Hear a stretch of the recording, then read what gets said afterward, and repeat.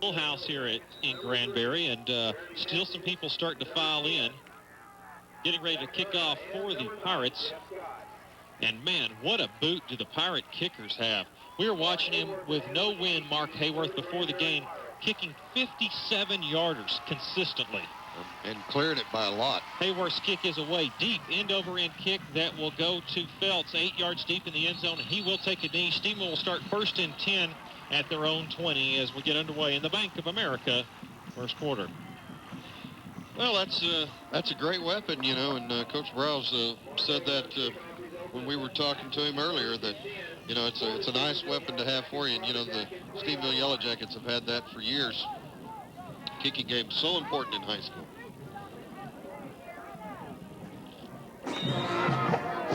Jackets will send Avalos and Douglas split to the near side. It is Haney, the one back in the backfield, as Hunter's at a wing on the left side. Kendal Briles is under center. First and 10 with the Jackets' first play of scrimmage. Play action. Briles setting up, looking to throw, still looking. Now has a deep receiver, trying to throw it to Avalos just over his head at the 40-yard line of Granberry. He had a few steps on the Granberry defenders. And you can see that Avalos cleared at the 30. Man, is he fast coming off that line. And I think Kendal had to throw that one just a little bit before he wanted to. Threw it about 45 yards into the air, into what breeze there is. There's a little bit of breeze going from south to north here tonight. Well, and I'm sure the scouts would like to see that again. Pitch to Hunter. Hunter cuts up inside 20, then is tackled at about the 24-yard line. Got tripped up by a Granbury defender who got a handout. That was 71, William Villa, making the stop. So it'll be a gain of 4 on the play, 3rd down and 6. And there again, Zach Hunter just a step or two away from really breaking along, and I thought he might have got it right then. 3rd and 6 for the Jackets at their own 24-yard line. The last thing they want to do is go 3 and out on their drive. It's been a long time that they've been 3 and out on an opening drive.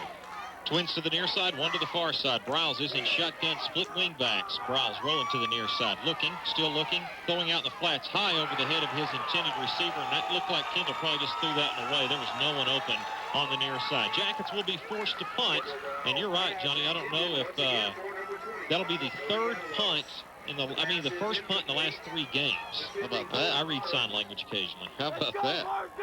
And it's the opening series. Twins to the near side, twins to the far side. By the way, they hadn't punted it yet. Good point. O'Neal is back deep. We'll wait and see what happens. Snap back to him. Over his head. It's at the 5-yard line. He gets it. Is in some trouble at the 10. Trying to escape and will be tackled down at the 14-yard line. A bad snap went over the head of O'Neal, and Granberry will take over at the Stephenville 14-yard line. Well, in defense of the deep snapper, he hadn't had to do that in a while.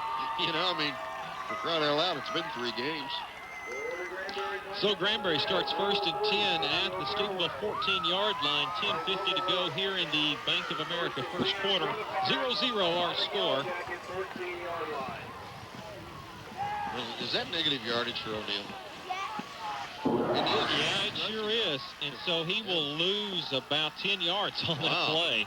So not a good start to the potent offense of Stephenville. Back is under center for Granbury. One back behind him is Quinn. Giving the ball to Quinn over the left tackle. Inside down to the 10, to the 9-yard line, maybe to the 8. They'll spot him at the 9. So a pickup of about 5 on the play.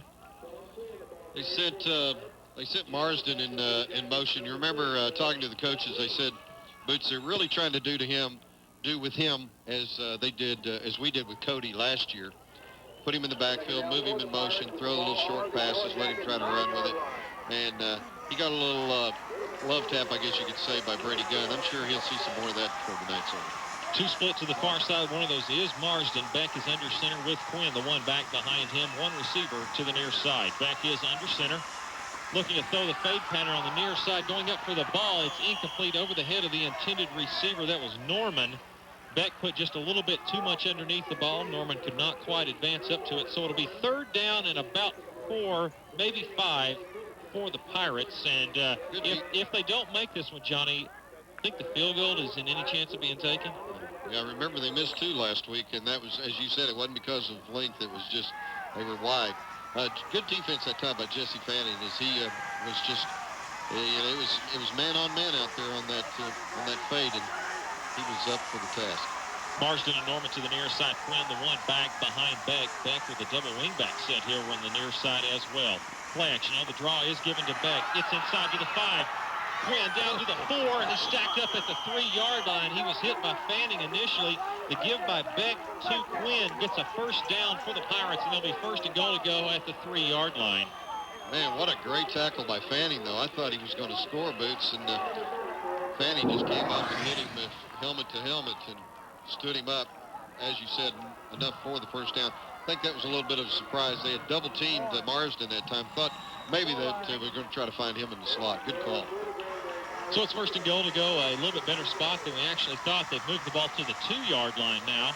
This is much the way the game started last year, isn't it? Yes, it did. They scored first. Long run, though, that one was. Yeah. 3 backs in the backfield behind Beck. Quinn, the tailback on the near side. Beck under center. Jumping up front on the line. There was movement. Don't know if... Probably contact on the defense because the back judge, or the umpire, is the one that threw it. Let's wait and see. It is illegal motion against Granberry, and that's a huge penalty. It moves the ball all the way out to the 7-yard line.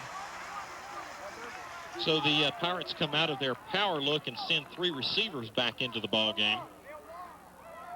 Reynolds, Norman, and Marsden in the game, the receivers. Mark Beck been put into the lineup in place of the normal starter, Kenny Evans, not playing tonight. Had to figure 55 Brad Rowe must have been the one that jumped because Beck immediately went and talked to him about the snap count. Trips to the far side. One back is Quinn behind Beck. Beck is under center. Now the right guard fires off too quick. That's Chris Starling. Well, you can't blame him. So he was firing off on Mr. Harmon. So back up 5 more yards against the Pirates. So instead of first and goal to go from the 2, they're now first and goal to go from the 12 after the 2 penalties. Still in field goal range, though. They will be for a while. Yeah. They'd have to get a whole bunch more of these. Maybe a holding penalty here. I still don't think that does it. No. Well, that guy's got great live leg, doesn't he? First and goal to go for the Pirates at the 12. Trips to the far side. One back again. Same formation with Quinn behind Beck under center. Beck, play action. No, giving the ball to Quinn. Good running room inside the 10, and then he's thrown to the ground by the 8-yard line by Gilson. Yeah. Gilson almost outran the play, but came back just in time to find Quinn underneath, who had made his cut. Makes the tackle at the 8, so second and goal to go from the 8, a gain of 4. That was a great tackle by Gilson. You're exactly right. He did overrun the play, and then just reached out with his left arm and just hog-tied him as he came by. And Quinn is no small man. He goes 205 pounds. You see this upper body strength of Cal Gilson on that play. Second and goal to go from the Pirates here with 8:11 and counting in the Bank of America first quarter. Stephenville and Granbury tied at 0. Beck under center. Looking to throw, and he's sacked by Harmon, but then gets away, but not the rest of the Jackets. And he escapes again to the 10, to the 5, to the 4. Oh, how did he break the tackle of Harmon, who had him immediately? He escaped that tackle and then broke 2 other tackles even farther in the backfield, squirted out of those and got all the way to the 5-yard line. So it's third and goal to go as Beck, I thought 3 times was going to be pulled down from the sack, and none of those he was. Man, that is amazing. You're right. How quick was Clayton Harmon getting through there on that play? And Beck, you got to take your hat off to him. That was a great individual effort on his part. So it's third and goal to go for the Pirates, just inside the 5-yard line of Stephenville. 3 backs behind Beck. 1 split receiver to the far side is Marsden. Beck under center. Play action, looking to throw. Still looking. Nice split to far side. In some trouble. He'll be flushed. He's gone down at the 10-yard line. Credit Gordon Carroll on the sack. Carroll gets the sack back at the 9-yard line, and it'll be 4th down, and the Pirates will be forced to kick the field goal. And a great tackle by Carroll because Beck almost avoided that sack too. Well, credit Harris. He was the first one in there to flushed him out of the pocket. He tried to step inside, and then came Gordon Carroll to clean up the mess. And you're exactly right. Just a great shoestring tackle by Gordon. Well, overkill might be a example here of how far this ball will sail over the goalpost.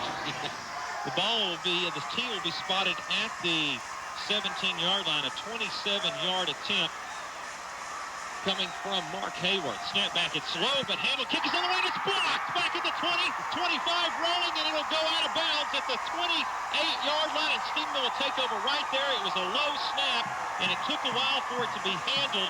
Justin Monk coming from the outside gets the block, and Stephenville will take over at the 28 and avoids any points being put on the board. I believe that was Justin Monk.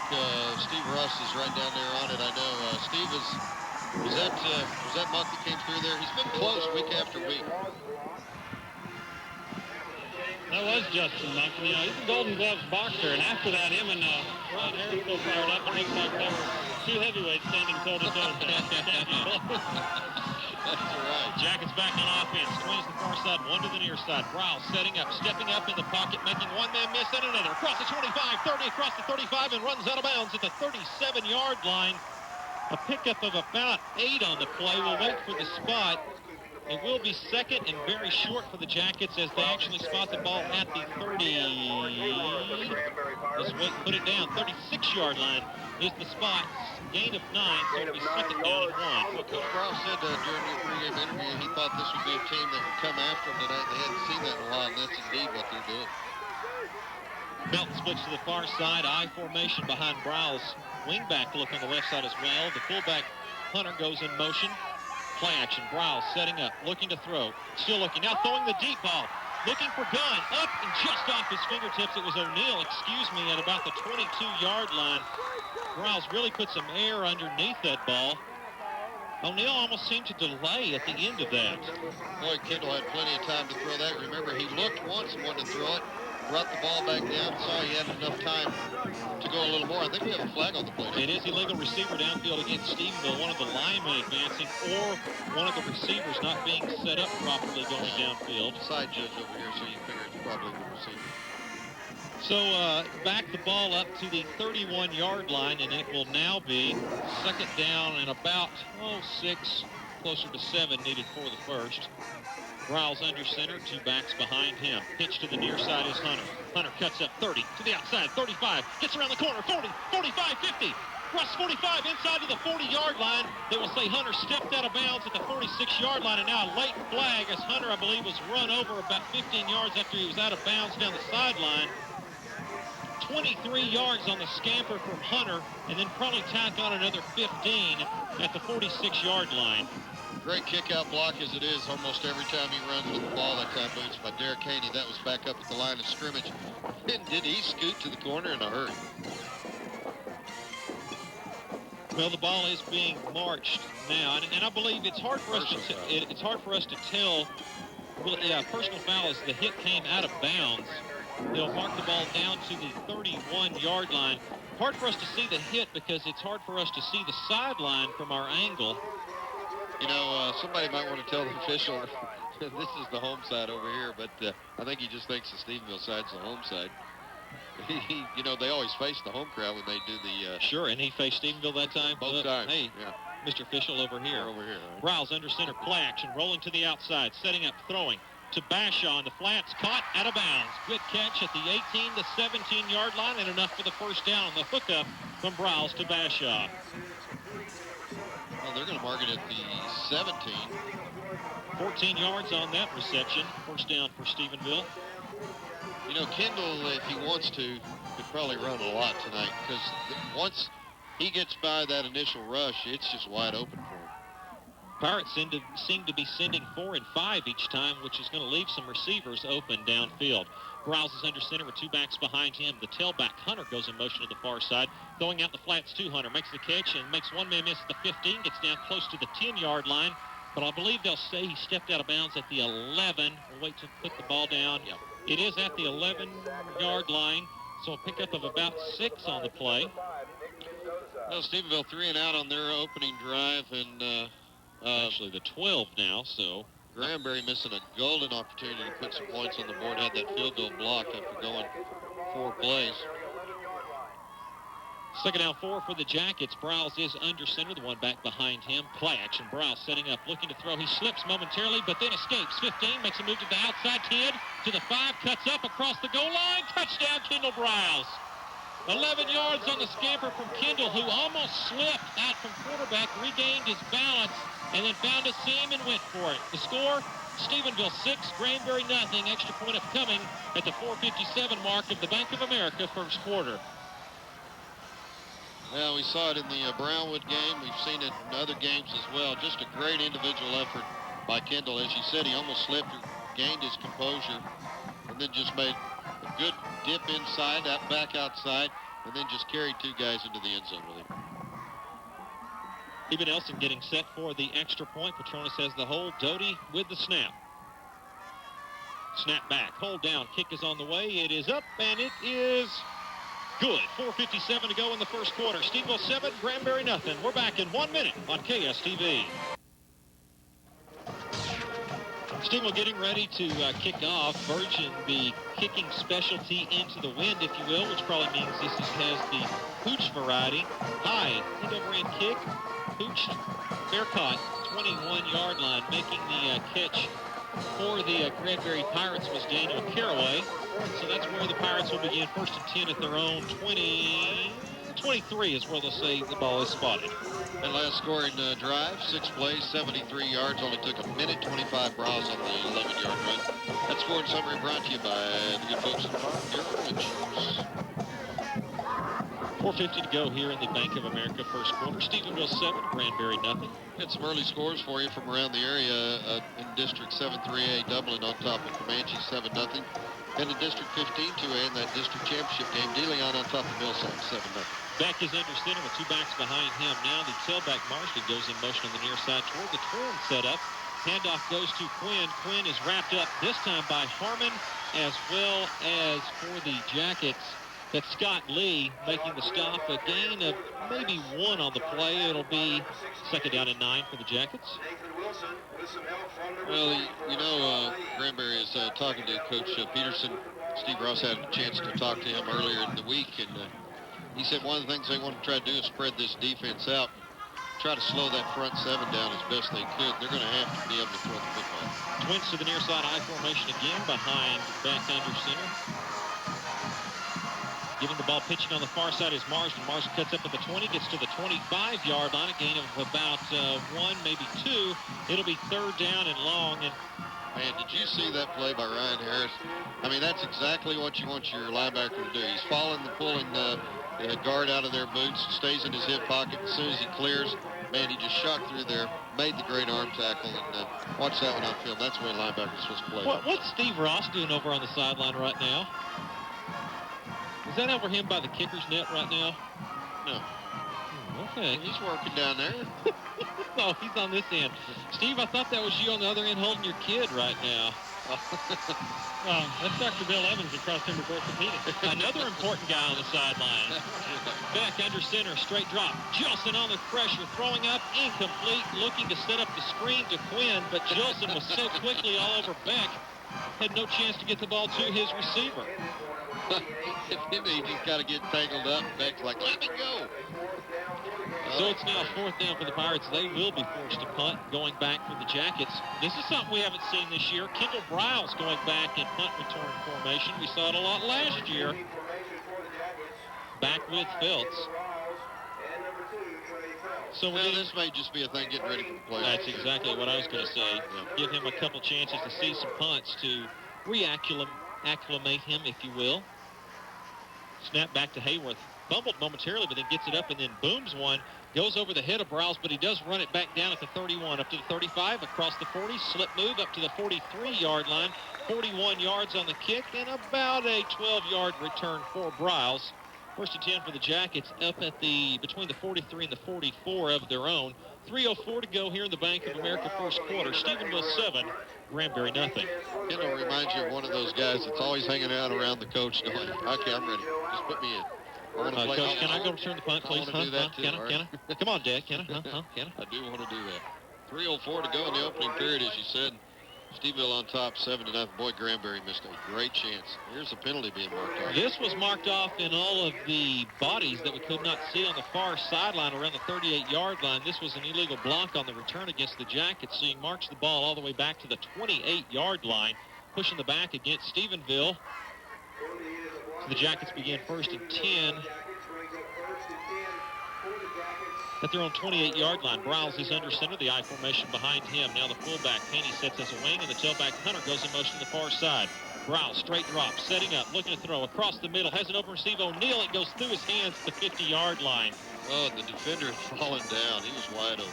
Boy, O'Neal he took one step, and then the ball was between his hands, and then right through it after he made his cut at the 50-yard line. A great throw from Briles, just not quite executed on the play. Second down and 10 for Stephenville.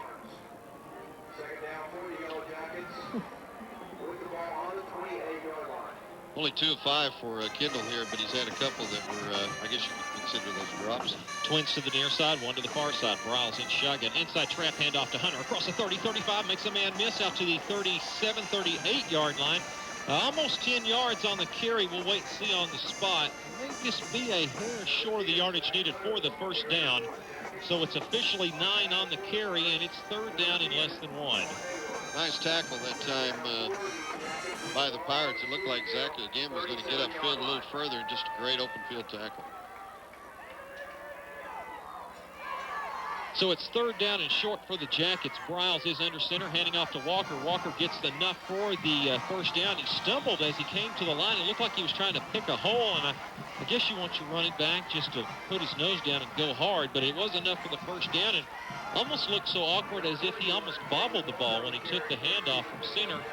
Walker does keep controlling, gets the first down out to the 41-yard line. First and 10 for the Jackets at that point. We're now 2:15 and counting in the Bank of America first quarter. 7-0 Stephenville.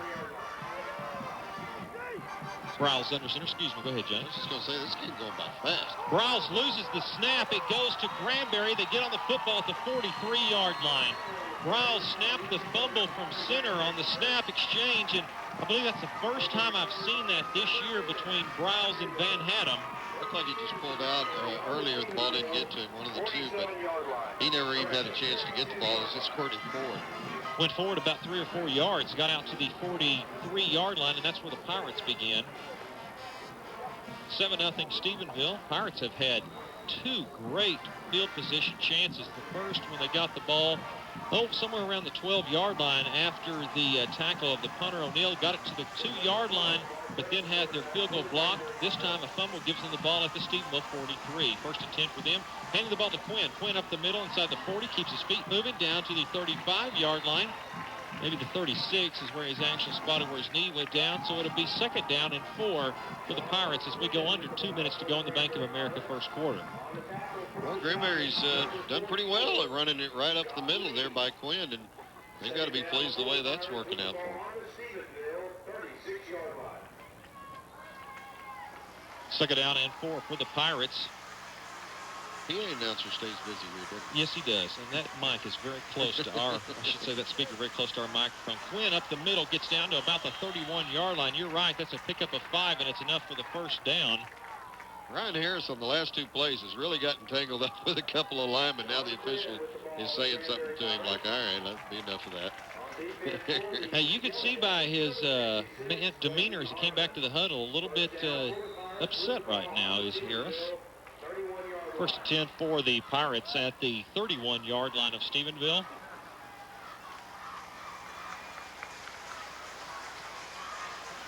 Split to the near side is Norman. 2 backs in the backfield, I formation behind Mark Beck under center. Beck giving the ball again to Quinn. Quinn will get to Harris, and Harris stands him straight up at the 30, and Harris says, I have my redemption. Yeah. There's a little bit of extracurricular after every play I've noticed here. That time it was 61 for, that's Matthew Moyer for the Pirates. Starting left guard. Now pushing around there a little bit. Gain of 1 on the play, second down and 9 for the Pirates. Yeah, Harris says, I've been close every time over the last 3 plays. I'm going to get me one. This may be the last play of the quarter. Norman and Marsden split to the near side. Marsden is at a flanker. Now Beck in shotgun formation. 1 back standing next to him as he is rolling to the near side. Beck is looking to throw. Throwing downfield. The ball is tipped and almost picked off. It was either Monk or Harris got a tip on the ball, and then almost making the pick was Gunn. Was it Monk coming up? That was Monk. And you're right, Gunn almost had it too. That's, well, that was close. It was being thrown across the flats on the near side. Monk got a hand on it, and that actually made the ball float a little bit and gave the free safety Gunn a chance to close on it. He couldn't quite gather it in. So it's now third down and 9 for the Pirates at the 30-yard line of Stephenville. And they're in field goal range, I think. Easily. 13 seconds after the incomplete pass. So we'll have at least one more play. What little wind there is, it seems to be Well, it's kind of a circling crosswind, in it, isn't yeah. I was going to say, I don't know if it'd be an advantage on either end. Granbury takes a timeout, 7-0 Stephenville on top of Granbury with 13 seconds to go in the Bank of America first quarter. We're back in 1 minute on KSTV.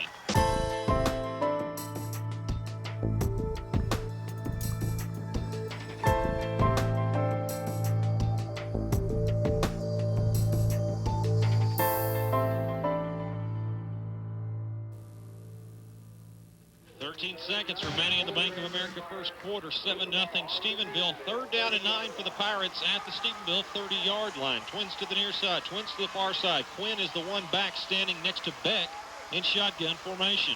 Snap back to Beck, setting up, throwing out the flats high over the head of the intended receiver. Intended receiver on the play was John Coates. It goes out of bounds, and that stops the clock with 8 seconds as Cal Gilson was bearing down on Beck that time. Yeah, not only did he bear down, he broke him down, and Beck has been a little slow getting up after every one of those plays, and I think he's seen some frustrated Granbury Pirates, and now Marsden comes off, yanks his helmet off. He looks like he's already frustrated with all the goings on here, but hey, they got a chance to put 3 on the board again. Watch Monk on this near side. Oh, he's going to swing over to the... T will be spotted at the 37-yard line. A 47-yard attempt coming from Hayworth. If the snap and handle are put down completely, this ball will have plenty of boots. Snap back, kick down, I should say, hand down, kick on the way. It is up, and it is no good. He pushed it to the near side. Oh, I thought he had that. Well, he sailed that about 20 yards over the crossbar. Boy, the snap and handle was good on the play, but then the kick was not. Pushed to the near side. And does that end the first quarter? Yes. It does. End of our Bank of America first quarter. It comes to an end.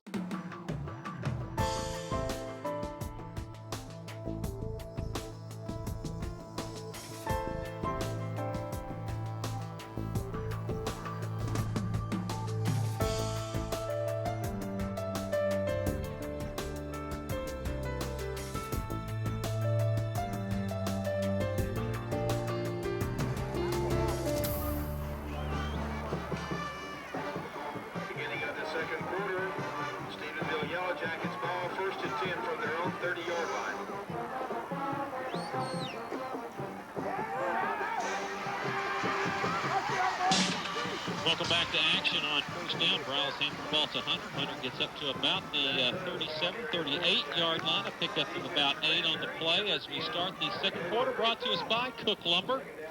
2nd and 2 for the Jackets up at the 38-yard line. Johnny, I think you've got some first quarter stats. 60 yards rushing for Stephenville, 20 passing for a total of 86, 3 first downs. Granbury, 29 rushing, no passing.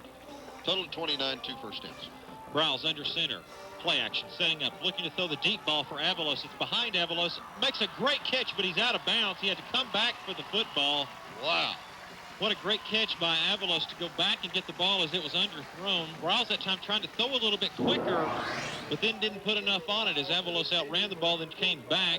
As we said, make a great catch on the sideline, but I think that was the right call. Yeah, his left foot landed out of bounds just as his right foot landed inbounds. And, boy, what a great catch, though. As you said, good concentration on Avalos coming back for that ball. Score in the first quarter from District 5 4A. Sweetwater 7 at Big Spring 7. Briles under center, handoff over the left side. Walker. Walker will get the first down and a little bit more with the dive. Gets out to the 43-yard line. First down, Stephenville. Keep it up. Nothing else. Stay neck and neck with them. Yeah, good point. Once again, if Sweetwater wins or loses by 8 points or less, that's who Stephenville will face in that playoff game with Sweetwater. Will be at Abilene Shotwell Stadium Friday night, 7:30. That was still in the first quarter, is that correct? Yes, it is correct.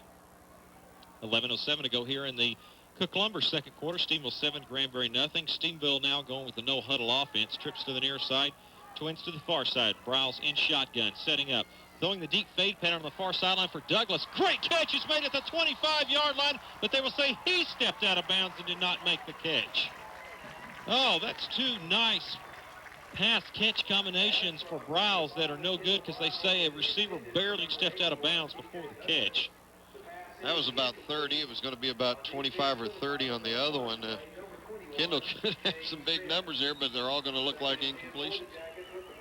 Boy, and I thought that ball was going to be overthrown, and T.J. Douglas just extended that 6'5" frame to bring in the football. So it's 2nd and 10 for the Jackets at their own 43-yard line.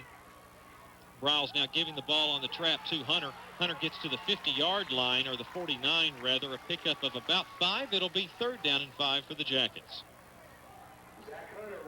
They may be in 4-down territory right now.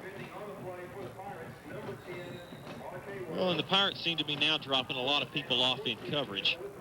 So you may see Stephenville staying with a lot of short stuff and a lot of running for the rest of the way in. Maybe your favorite play they'll run here at some point. Oh, he's lined up is Mackins as a wing on the right side as Hunter comes in motion to the near sideline. Briles is under center. Run the option straight ahead. Give to Haney. 40. It's at 35, 30. The big fullback. 25. Runs over someone at the 20. 30 yards on the run from Haney, and what cracks me up is he got to about the 30-yard line, didn't see anyone. The only thing he felt comfortable doing was finding the free safety and running right at him. Those fullback mentalities. Haney on his longest run of the year gets the ball down to almost the 21-yard line. 1st and 10, Stephenville. Big first down there for Stephenville. As this game had found a little bit of a lull, I think they needed that. That was a good wake-up there for the offense. Trips to the near side, one to the far side. Briles in shotgun with Hunter standing next to him. Throwing out the near side to Mackins. Mackins gets one block. 20 inside the 19 to the 18-yard line. Fumbles the ball at the end of the play, but the ground caused the fumble. And, Johnny, can the ground cause fumble? Yeah, it does, but they didn't count. That's right. Long running gag of ours. 5 yards on the completion. Douglas split to the far side. Douglas at 6'5" is lined up with cornerback Shane Smith, who goes at about 5'10", 155. Now they double team him on that side. Briles giving the ball straight ahead to Hunter. Hunter down to about the 15. Maybe the 16-yard line is where the spot is.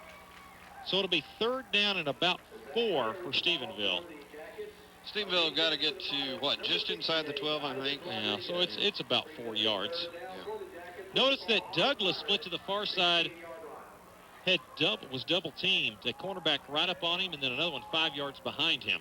Briles now in a power look, pitches the ball back to Hunter. Hunter cuts to the outside, and he's in a lot of trouble. He should have cut it up inside. Not a good decision for him as he went right into the teeth of the Granberry defense and loses yards all the way back to the 20-yard line. If he cuts up, he may not get the first down, but he'd have been very close. Instead of being 4th and very short, it's now 4th and about 9 for the Jackets, and Stephenville will go for it. Oh, I think that was kick. Well, I checked that. Yeah. Into the game is Eva Nelson, and he will kick. I think they need this. I think this is a great opportunity here. Ball, the tee will be spotted at the 27-yard line, a 37-yard attempt for Nelson. Petronas will have the hold. Doty will have the snap. We're waiting the snap.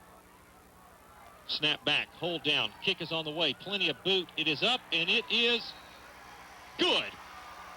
With 8:04 to go in the Cook Lumber second quarter. Stephenville 10, Granbury nothing. Wait a minute, is there a flag down? Yep. Let's see what the penalty is. If it's 10 yards or more, it's an automatic first down. If it's 5, it's still 4th down, but it's 4th and about 3.5. So do you take points off the board, Johnny Hollinger? In this case, yeah, I might do it, but hey, he made it, and that's the important thing. Gives him great experience for in the playoffs. Because there's going to be a time or two when Stephenville's going to need that. You remember the when sportsmen like that'll be 15, that'll be an automatic first down. Well, it must have been running into Nelson or Petronas at the end of the play. I was watching the football and did not watch what happened after Nelson kicked the ball. I didn't see it at all. It is the 15-yard variety, unsportsmanlike against Granbury down to the 10. Let's go to Steve Ross. Ross may have had a better sight of what happened after the kick was away. Stevie, can you tell us anything? No, I really didn't get a look at it, Boots. I watched the ball as it went through, and you're right, Nelson may have been hit after the kick. It was the automatic first down, but I didn't see what happened. All righty, 1st and 10 for the Jackets at the 10-yard line to be actually 1st and goal. Briles throwing across the middle. O'Neal caught, touchdown! The tight end drag across the middle. Briles hit him in stride. O'Neal goes over the goal line for the score. And Stephenville now extends 13-0 at the 7:57 mark of the Cook Lumber second quarter. Extra point upcoming. Yeah, that was just that drag of underneath everything. It looked like TJ might be the guy he was looking for, and then all of a sudden you see O'Neal clear on the tight end drag, and he was wide open. Great pass, and great blocking up front by the front 5 for Stephenville. He had all day. Nelson, who had just made the 37-yard field goal, with the exception of the penalty that Stephenville got to go ahead and score in the next play, and to kick the extra point. Snap to Petronas. Hold down. Kick is on the way. It is up, and it is good.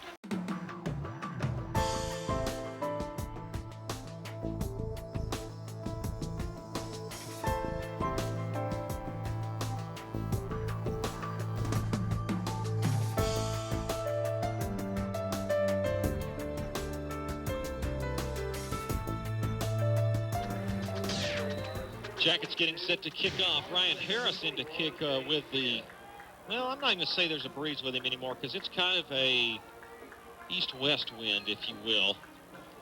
We do have some scores we'll pass along to you right after this kickoff. Harris getting set to kick. Deep end-over-end kick that will go out of the back of the end zone, about 10 yards over the head of the Pirate return man. I don't think they were expecting that. The Pirates will begin 1st and 10 at their own 20-yard line. Out of District 6-4A, it is second quarter now. Brownwood not having any trouble with Burleson, 20-0 there. In District 5-4A, Andrews, Fort Stockton in the second quarter, no score. Let me tell you, we haven't talked about this scenario. San Angelo Lakeview still has a chance if they beat Snyder, but Snyder is 4-0, and that game is at Snyder. Right, good point. Sweetwater, Big Spring, as Boots said a moment ago, first quarter 7-7. Twins to the near side, Twins to the far side. Mark Beck is again under center with Quinn, the one back behind him. Beck under center, long snap count. Looking to throw, is in some trouble. Pump fakes, now lets one go. This was well underthrown at the 40-yard line. Intended receiver was Marsden. Marsden was about the 50, and I believe Beck was hit at the beginning of the play, and it really disrupted his timing. By the way, that last scoring summary, this is a real drive here from Stephenville. 11 plays, 70 yards, took 4:03 off the clock. O'Neal on that 10-yard pass from Briles. PAT good, 14-0. That scoring summary brought to you by Lupes. I do want to remind you, we want to thank Scott Osmond, attorney at law, for making a cash donation on that first touchdown to Erath County Meals on Wheels. Twins to the far side, Beck under center, tight end look as well. Now Quinn taking the handoff off left tackle, finds a seam with a 25 across the 30, 40, across the 45, being caught from behind by Fanning. Stead Scott gets him at the 28-yard line. Good open field running by Sean Quinn, 205-pound senior, and it took a long time for the Jackets to finally catch him. And I noticed something on that play, Johnny. All the linebackers, all the defensive secondary were split on the play. When he hit the line of scrimmage and found the seam, there was no secondary or linebacker assistance. Yeah, that's what they've been trying to do, and Coach Peterson said they were going to try to do, is split that defense like that. 7:24 to go in the Cook Lumber second quarter, 14-0 Stephenville. This defense only giving up 123 yards rushing per game, and Scott Quinn's going to be pretty close to that here before halftime if he keeps that up. I formation behind Beck under center, split receivers to both sides. Quinn is the tailback. Instead, they'll give the ball to the fullback. Right up the middle, finds good running to the 20-yard line. A gain of about 8 to 9 on the play.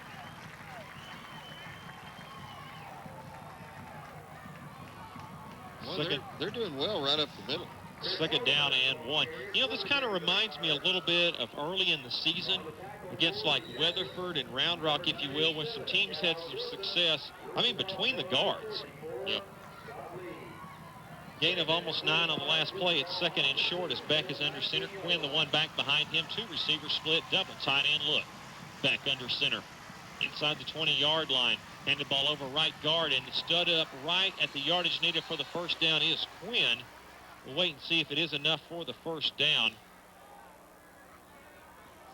That was good defense that time as they just stuffed Quinn on that. It is enough for the first down. The Pirates will extend the chains. The 6:14 mark of the second quarter. 14-0 Stephenville.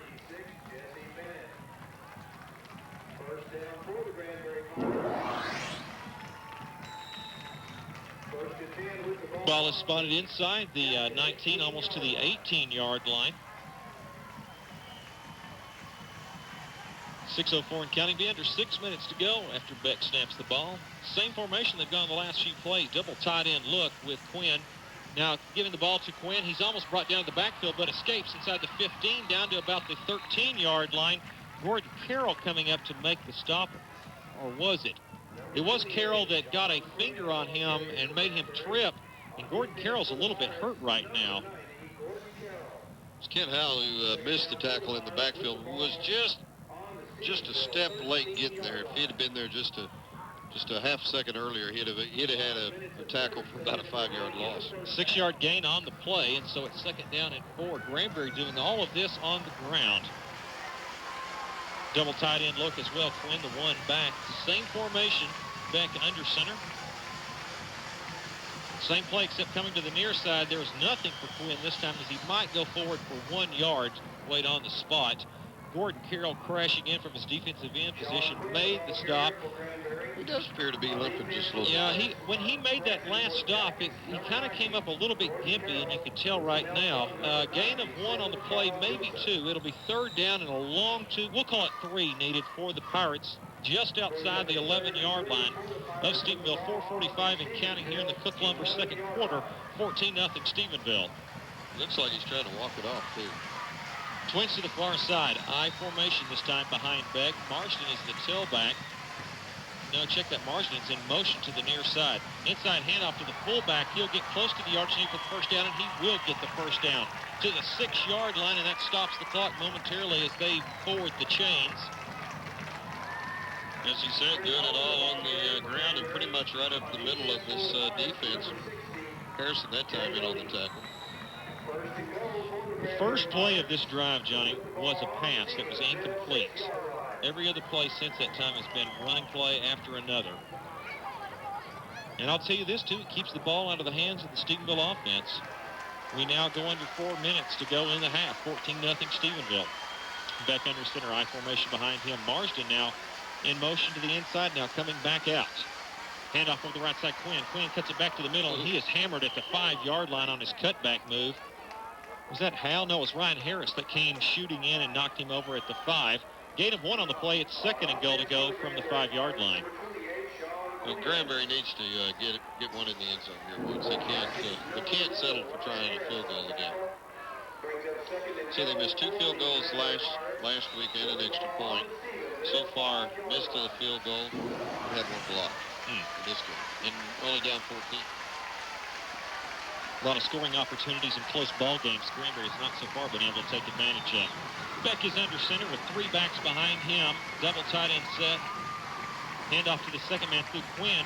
Check that. It's Beck on a keeper. He's in some trouble. He'll throw out in the flats. It is incomplete. It was a bootleg, if you will, by Beck. And Gunn, the free safety, ran him down about the 12-yard line.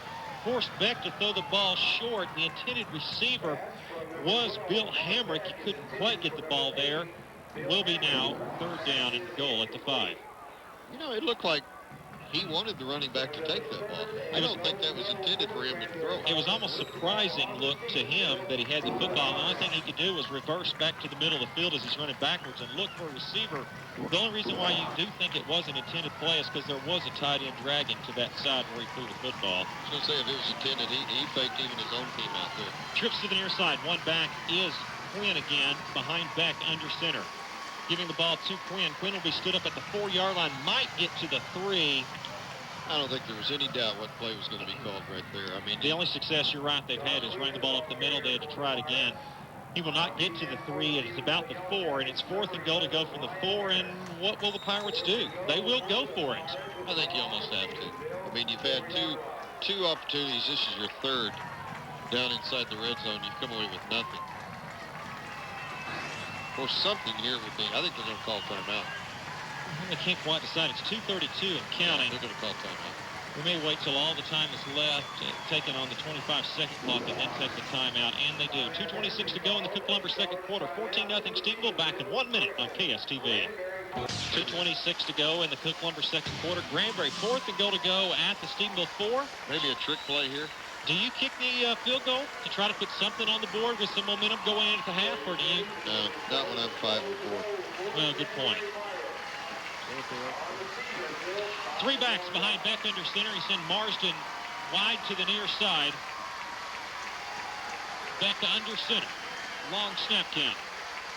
Now he'll call timeout with 3 seconds left on the play clock, and I believe they were wanting to go on a quick slant to Marsden. This is my guess. And Stephenville put Scott head up on Marsden and then walked Felts out into the slot where the pass would go. And Beck looked up and saw Felts walking out into that slot area and probably said, this pass is not going to work. Let's talk to the coaches and think about doing something else. And they have, because they brought out Hayworth the kick.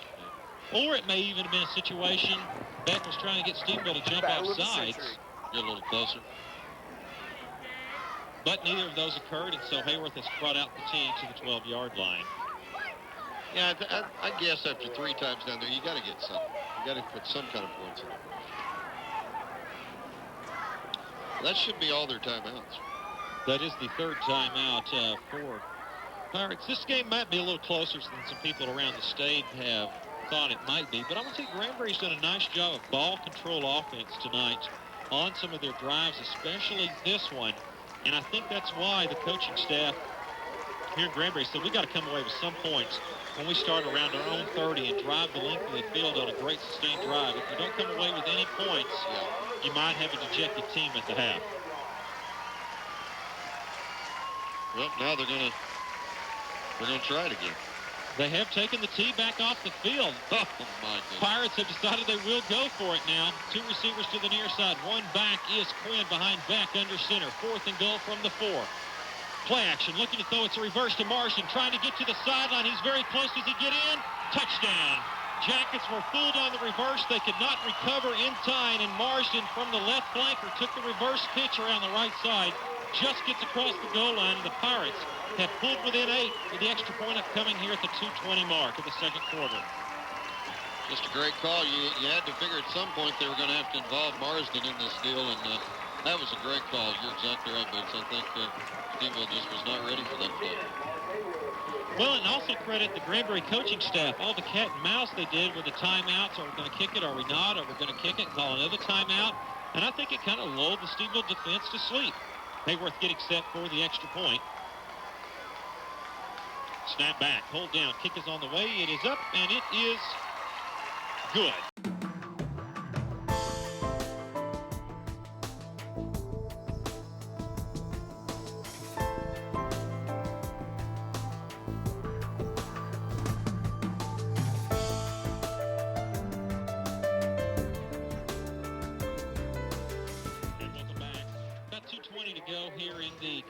Second quarter, more like exactly 2:20 to go. 14-7, Stephenville on top of Granbury. And I want to tell you what, Stephenville better be ready for our onside. I wouldn't put it past them right now. This is a great opportunity for Stephenville to work on their 2-minute offense here, too. Certainly.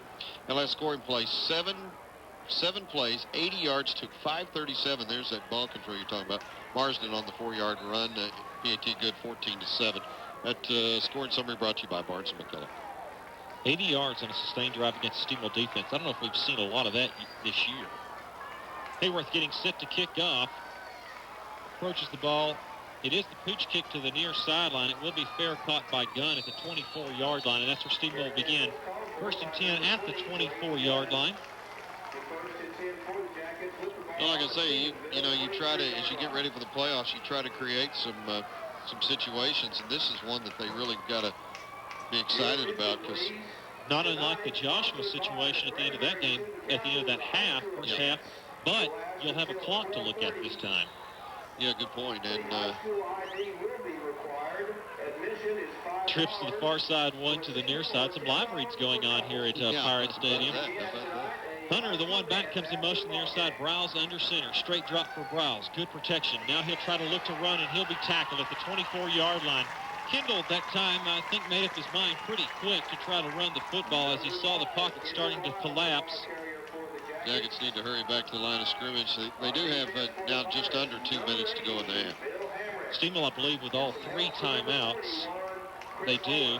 No gain on that play. 2nd down and 10 for the Jackets. Avalos to the near side. A power look behind Briles this time.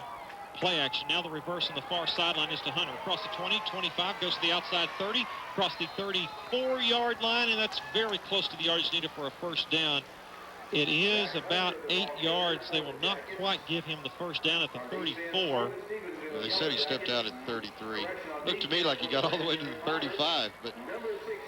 So it'll be 3rd down and Less than one needed for the Jackets. 1:36. That does stop the clock as Hunter does go out of bounds. Briles under center, handoff over the left side. Hunter gets the first down, a little bit more out to the 40, and that will stop the clock momentarily as the first down is made and they advance the chains. Yeah, now they narrow it out. It looks like they got Avalos, Bashaw, and O'Neal over here. He surely will be looking this direction. Douglas split to the far side with Matkins. Briles is in shotgun, the no-huddle look for the Jackets. Briles setting up in shotgun, looking to throw now. He'll try to escape, and he'll be sacked again. Granbury defense having a well of a time getting in on the Jacket offensive line as Briles is having a hard time having any time to throw. Yeah, Bashaw was clearing at midfield, but he didn't have time. Stephenville's going to call a timeout and talk about it. We'll take one with him. 14-7, Stephenville on top of Granbury.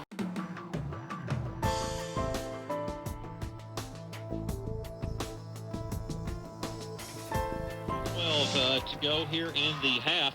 14-7, Stephenville on top of Granbury here in the 2-minute offense.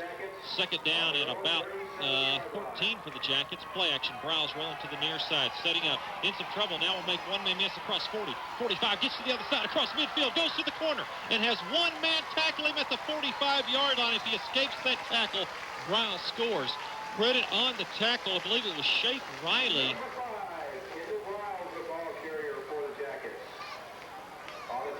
19 yards on the scamper from Briles. First down at the 44-yard line at Granbury. Under 54 seconds and counting now. Briles in shotgun. Trips to the near side, twins to the far side.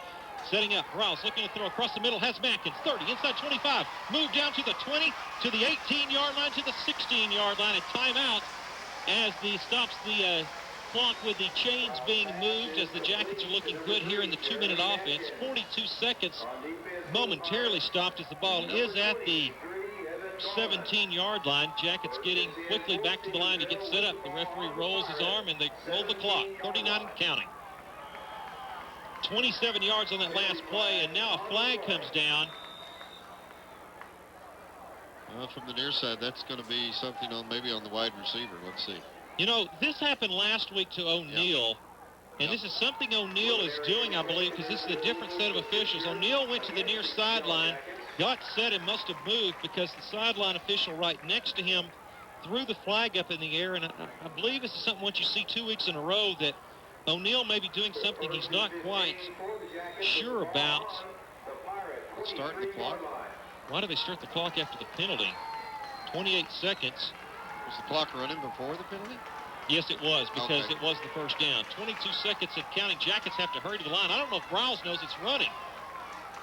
17 seconds and counting.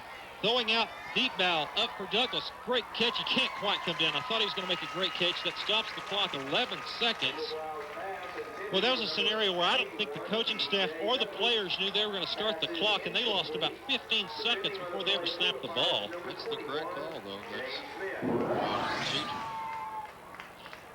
Because the clock was rolling when the flag was thrown.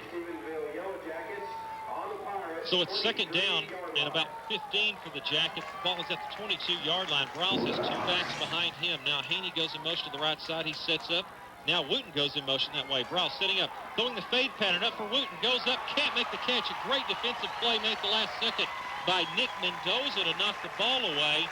5 seconds remaining. Pretty easy play, really, for Mendoza. He just sat back there at about the 4-yard line waiting on the ball to come to him and slapped it away. The last two plays are with the timeouts. You might think about throwing the ball in slant patterns across the middle because the Pirates are double teaming on the sidelines to take the sideline away. 39-yard field goal. So with the Jackets only having 5 seconds left, even Nelson comes into the game to attempt the 39-yard attempt. This will end the half. Snap back, pulled down, kick is on the way, plenty of leg, it is on the way, it is up, and it is good.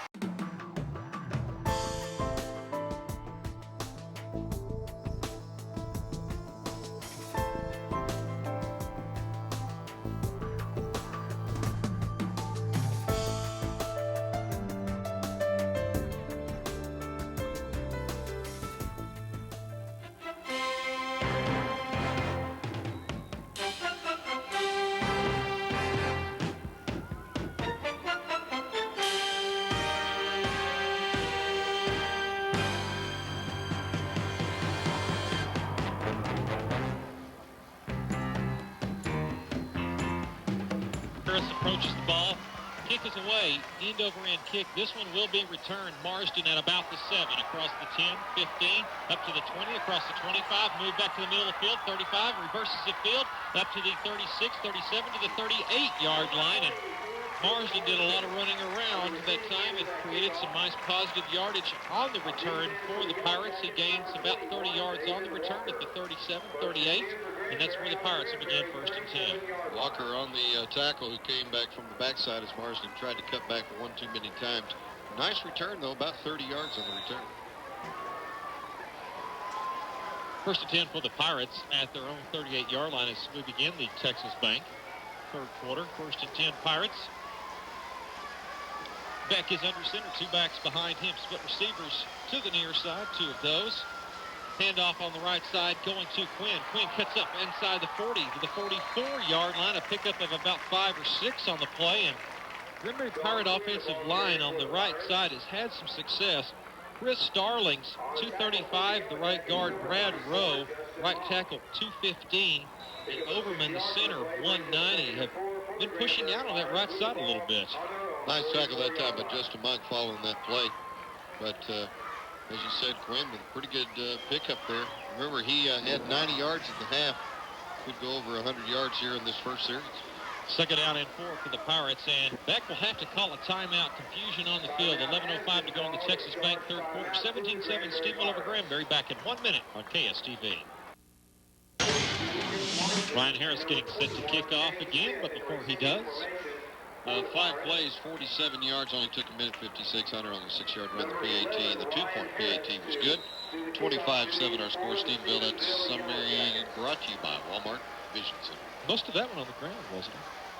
Yeah, matter of fact. Do we have a scoring sponsor since someone scored to start the second half? Or? You are correct. Thank you. Harris kick away. We'll get to that right after this return. It'll be brought by Marsden again at the 5-yard line, up to the 10, across the 15, looking to come to the sideline. 20, finds a little gap. 25 across the 30, keeps his feet. 40, run out of bounds at around the 49-yard line. And Ryan Harris with a manly hit on Marsden at about the 50-yard line. Another great return by Marsden there. With that first score, Cheatham and Lansford CPAs make a generous donation. We thank you for that.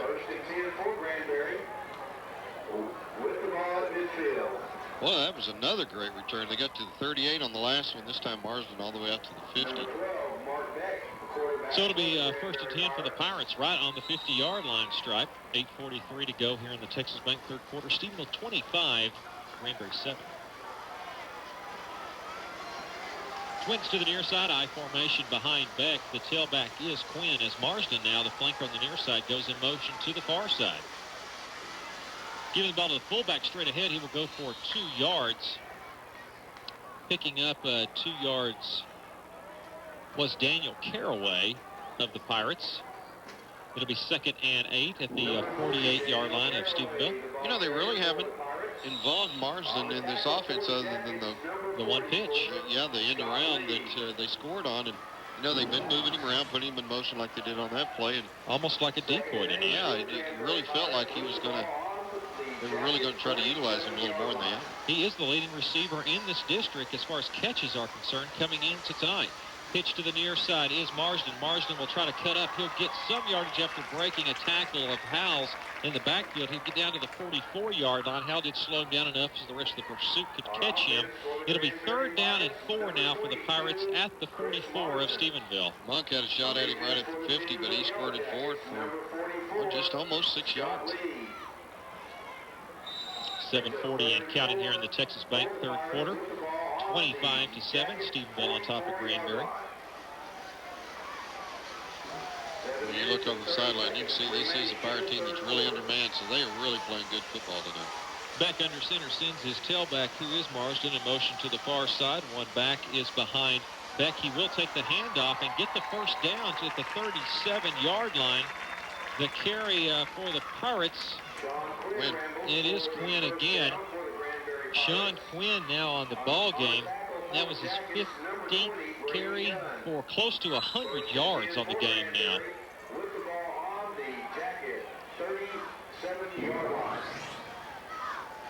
How nice is that to have the ball PA on the jacket, announcer? I might just let him do the broadcast for the rest of the game. Just open her wide up and let him talk.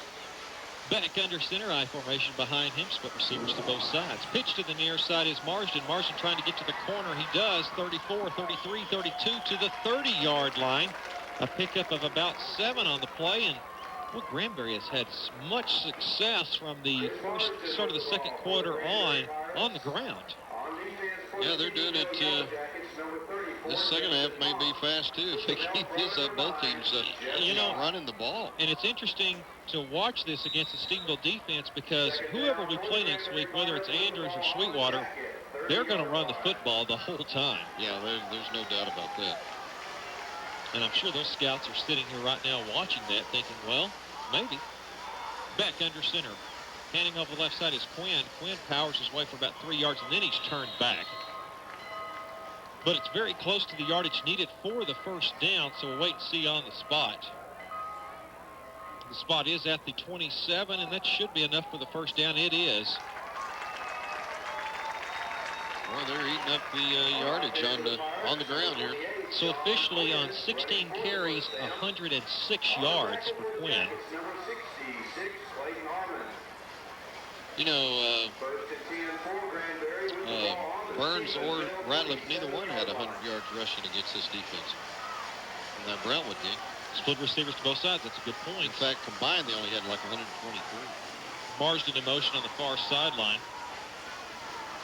Play action. Now the ball is given to Quinn, and Quinn will be stopped before he can get back to the line of scrimmage. That play took too long there. Yeah, it was a slow developing draw play, and most of the time you like the draw to develop a little bit quicker than that one did. It is is it a loss? Let's wait and see on the spot. Yeah, just a hair. So it'll be second down. We'll still call it 10. You know, I was noticing, I think Stephenville's defense was about the only team all year long that did that to Burns Bradley. Held them to those checks. Yeah, under 100 yards.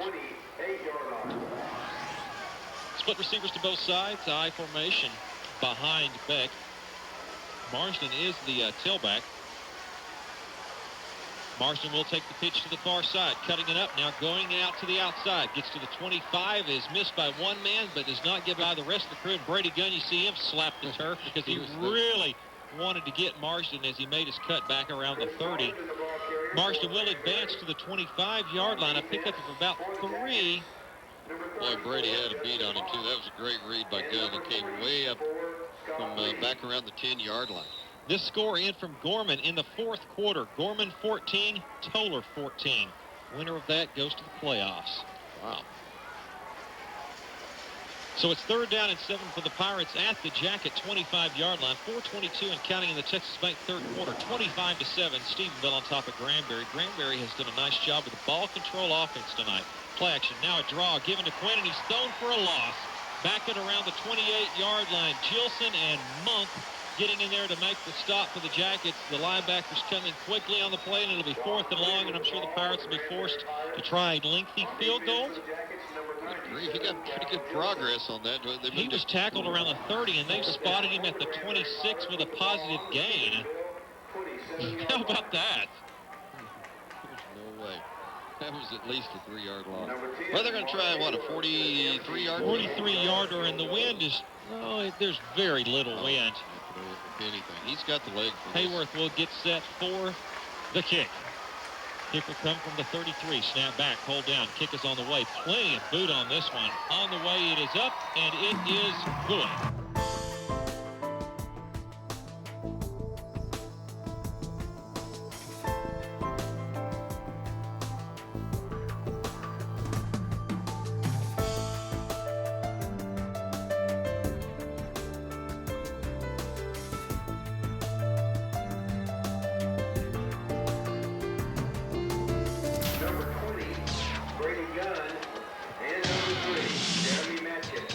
Well, we had just updated the Gorman-Toller game, and since that point, Gorman has scored again, making it now 20-14. Gorman over Toller. In the fourth quarter, that score is. Hayworth getting set to kick off. High end over in pitch kick comes to the near side, and O'Neal will just fair catch it at the 27. And that's where the Jacket offense will begin. First and 10 at the 27, maybe the 28-yard line, to the 3:18 mark of the third quarter. Stephenville 25, Granbury 10. Well, for Coach Briles, do you continue to just run the football, or do you still work on your passing game? Well, the passing game is not clicked like he would have hoped to, and I think he'd like to have one drive where he hits about 2 or 3 big passes, and I think he'll feel a lot more comfortable going into next week. The last scoring drive, 9 plays, 50 yards, took 5:32. That update brought to you by Farm Bureau Insurance. Going out into the flats to Bashaw. Bashaw trying to get to the outside 30, outside to the 35-yard line where he is run out of bounds. So a pickup of about 7 on the play on the quick hitter directly down the line of scrimmage from Briles to Bashaw. Did most of that on his own, did Bashaw, off the nice strike from Briles. 7 yards, it'll be second down and 3. We'll try to get an update on that big spring Sweetwater game. That, of course, really looks like it's going to be Andrews at the Stephenville Yellow Jackets we've been playing, unless they can mount a comeback. They did against Andrews. Yes, they did. Briles under center, giving the ball to Haney across the 40. The big fullback rumbles across the 45, kips his feet almost to midfield. This is the best running night of the year so far for Derek Haney. He gets to the 48, 49-yard line. 14 yards on the carry for Haney. Man, look at him go. He now on 3 carries has 50 yards. Great night for Derek. 49-yard line is the spot. First and 10 for the Jackets with the ball on the Jacket, 49-yard line. As we said. Twins to the near side, twins to the far side. Briles is in shotgun with a tight end look. O'Neal releasing down the middle of the field. Going out the flats to O'Neal right in the middle of the field. A great hook pattern from about 12 yards. And then immediately tackled after the completion. It is a first down on the hookup from Briles to O'Neal. Was he open or what? You really saw that develop as he lined up as a tight end. You saw him start to clear on the middle of the field. Nobody picked him up either. Safeties had to come up and make that play. Some linebacker had to have missed an assignment there. First and 10 for the Jackets at the Pirate 40-yard line. Briles again in shotgun. Twins to the near side, one to the far side. Briles rolling to the near side, setting up now, throwing back against the grain. Has Avalos caught at the 10 and then drops it. Oh, no, Avalos would have had another touchdown. I will grant Avalos this. It was a touch high, but he did get both hands on it, brought it down, juggled it momentarily, and then could not grasp it. It would have definitely been a touchdown. Well, I'm going to tell you, Cody gets here in a hurry, doesn't he? That was a great pass. I thought he had that one that time. You're right, that one was kind of up in his face, but probably one he'll tell you he should have caught. Certainly. Briles now on second and 10. Inside trap to Hunter. Flags come down, and this is also no gain. I don't even know if this would be considered a play or not. It looked like it might have been a procedure call there. The line judge here on the near side called that one pretty quick. From Granberry, I might decline that one. You have a choice. Well, let's offside. Offsides against Granberry? Yep. How about that play? So that's interesting. Did not see that. Someone lined up in the neutral zone. We were thinking the worst. Second down in Boots and Johnny, the king of knee-jerk. It is second down and 5. For the Jackets, they move the penalty yardage up to the 35-yard line. Down to the 35-yard line. Briles under center. Walker, the one man behind him. Play action now. Briles rolling near side. Good block on the back by Briles, throwing the ball out to O'Neal. O'Neal makes the catch down the 22-yard line. The good block I was talking about was Sky Walker, who peeled back to get the defensive end, who was cratering down on Briles to give Kendal enough time to throw the ball on the good hookup to O'Neal. First down, Stephenville at the 23-yard line. Kendall's starting to put some yardage up now. There's another, 13 there. 7 of 15 for 92 yards. Certainly not what we've seen from Briles in the last few games, but credit Granberry, a little bit different scheme tonight. Averaging over 230 yards a game pass. Briles under center. Will throw the deep fade pattern for O'Neal, who was pushed out of bounds. It's a heads-up play. Well, how is that not? Well, I guess there's no 5-yard chuck penalty rule in the high school like there is in the NFL, is there? No, that would have been in the 5-yard range anyway, I think, because that was around the 16, 17 where he did that. Well, my question is, just threw it away. Can you bump a receiver out of bounds intentionally as the ball's in the air? Oh, and when it's in the air? No. I mean, that was a pretty quick pass. So it is Now Briles running the option on the outside. Will look to pitch. Instead, he will keep it. He is in some trouble, and he loses yardage as he made a difficult decision to try to go back behind his pitch man to try to get to the corner. Lost a little bit of yards on the play. So now it sets up third or fourth down. It'll be third down. Well, it's going to be back, about 10 yards? He lost a couple there. Third down and 10. And this is not as snappy as I've seen the offense look. And I think a little bit of that has to do with kind of looking forward to next week. Play action rolling, throwing out in the flats for Mackins. Mackins drops the football. It is a live ball momentarily. Then the officials say it is not. Referee on the near side rules it's incomplete. The Granbury coaching staff wanted it to be a lateral, and they may have a little argument on their side. I'm going to tell you something else. One of the coaches jumped up in the face of Zach Hunter right there and pushed him out of the way, and he thought Zach was coming in maybe a little too, getting a little too carried away, and he almost had a Doty to get in with him.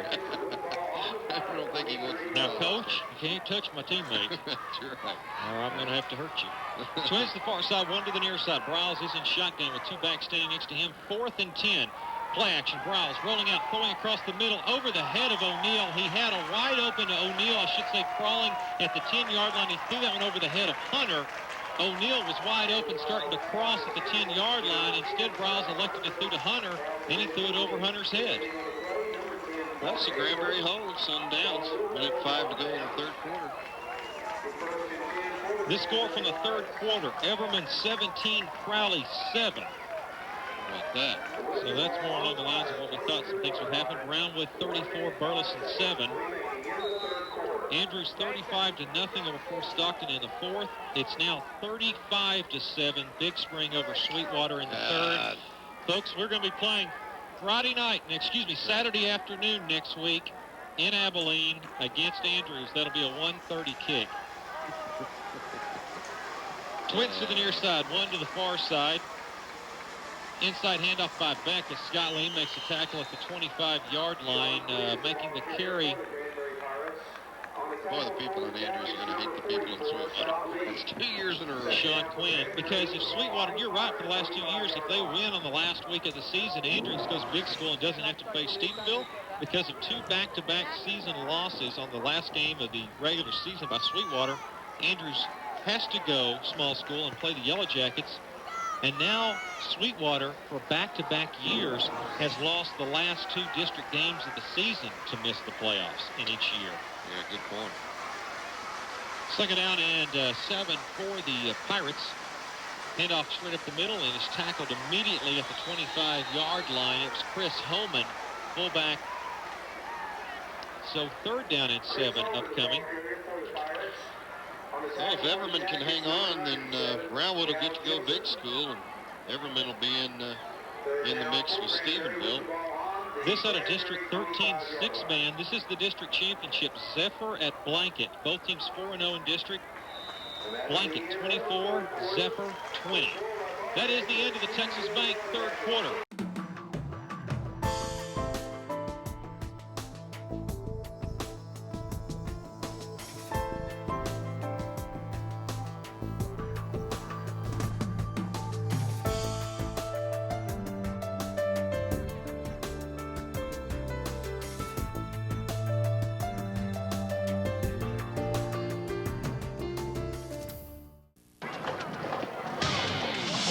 Welcome back. We start the Techstar Ford fourth quarter. Granbury with the football. Third down and 8 from their own 25-yard line. Beck is in shotgun. Twins to the near side. Tight end look for them as well. Straight drop for Beck in shotgun. Looking, still looking, in some trouble. Flushed, and now he'll throw this one away. His intended receiver was even Norman. Norman caught the ball on a one-hop, but that was more of Beck just trying to get rid of the football because he was under a big rush by Gordon Carroll. Yeah, that's a nice way to put it. Snyder, 16. San Angelo Lakeview, 13. That game at Snyder. If Lakeview wins that game, that's something the coaching staff, I don't even think consider, because they don't think that could happen. That would make Lakeview go to 3-2. Big Spring would go to 2-3. Sweetwater 2-3. So Andrews, Snyder, and Lakeview in, and I don't know who's bigger, between Andrews and Lakeview. Punt is away, handled by Phelps at his own 40, finds a seam outside, across midfield, inside 45, it's a spin move at the 40, down to the 38, 37-yard line. 37 yards on the punt, 23 yards on the return by Phelps. I mean, think about that, Johnny.